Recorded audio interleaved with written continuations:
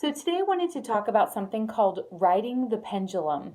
It's a strange phrase, but something that I think you can relate to in your journey to finding balanced and healthy eating. So a lot of times when I talk to a patient who is trying to figure out what to do in their eating conundrums, they're somewhere in this pendulum of eating where they're either overeating or they're restricting all the time. So they're currently on a diet. This diet takes out all carbs, all sugar, all fruit. They're restricting and restricting.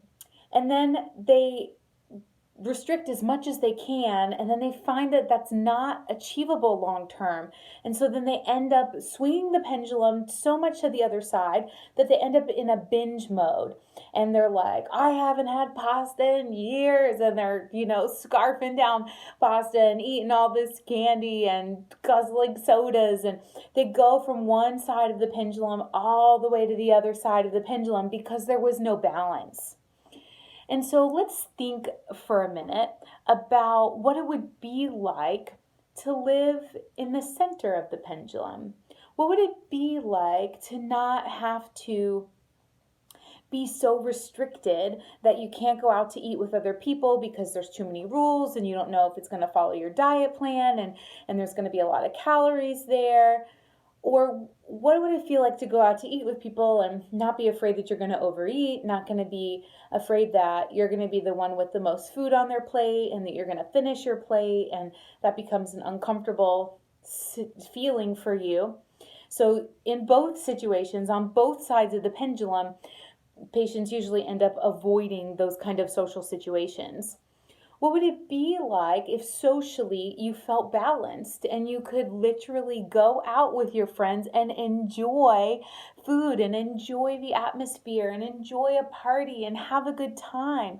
That would feel really nice.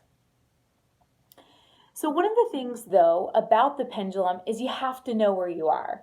Are you restricted and you're all the way over here? Or are you indulging and you're all the way over here? Identify where you're at and spend some time there. That's really important. I didn't say identify if you're on one of these axes and jump off, abort mission really quickly. No, spend some time there. Spend some time in that diet and see what it feels like for your body. Is your body happy? Is your brain happy? Are you a better mom? Is your family happy? Are you miserable? Ask yourself some of those questions, and then allow your pendulum to go to the other side where you're overindulging and eating 3 cupcakes and having 12 slices of pizza. And ask yourself the same questions. Am I happy? Am I a better mom? Do I feel balanced? Do I have peace with my eating? Because you're going to find most likely that the answer is the same regardless of if you're over dieting or if you're overeating. Because the pendulum, when it's off kilter, it doesn't feel good. This is our goal for balanced and healthy eating. So what steps can you take today if you're in overeating category? What can you do to bring your pendulum down just a little bit? And if you are restricting, what can you do to bring your pendulum down just a little bit?